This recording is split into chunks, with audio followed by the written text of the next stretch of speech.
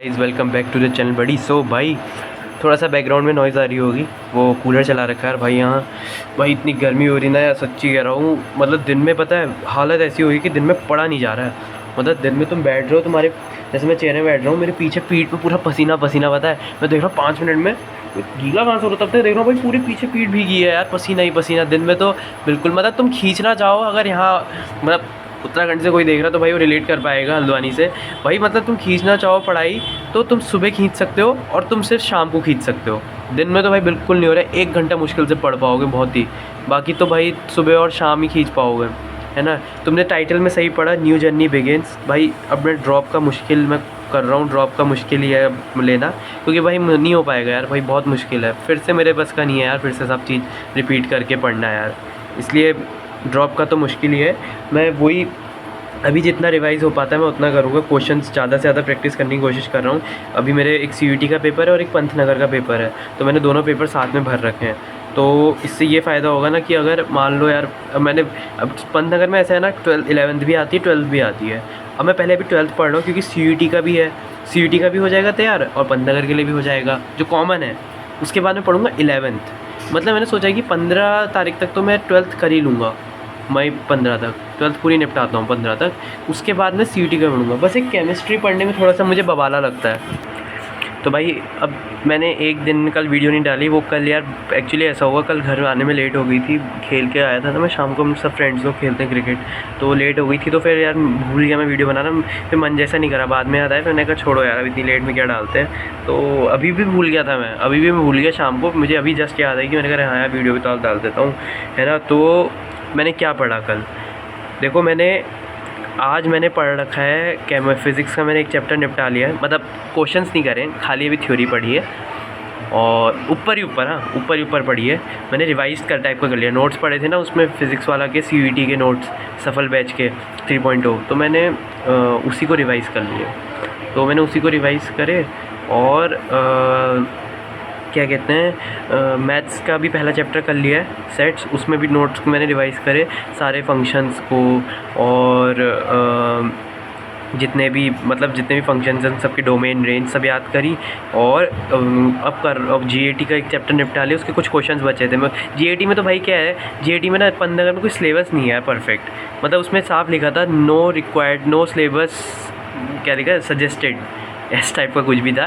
तो इसके लिए सिलेबस नहीं है, लेकिन हाँ भाई देखो ये क्या होता है, रीजनिंग होती क्या है, जो सब में कॉमन होती है, सब में जो कॉमन होगी वही रीजनिंग आएगी।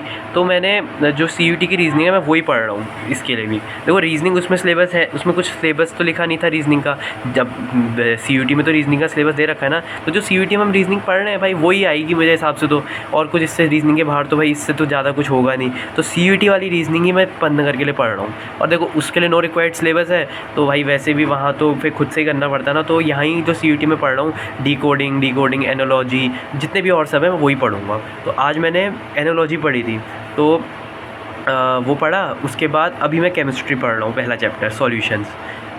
आज मैं थ्योरी पढ़ूँगा, कल क्वेश्चंस लगेंगे।